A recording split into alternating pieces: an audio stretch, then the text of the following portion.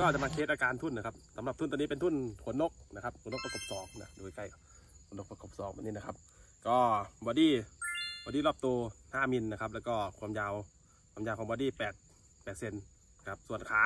6.5 ยาว 6.5 เซนแล้วก็หางยาว15 เซนก็ความยาวรวม 29.5 เซนนะครับสำหรับทุ่นตัวนี้ก็เดี๋ยวมาเทสอาการนะครับว่าอาการจะเป็นไงไปติดตามรับชมกันนะครับ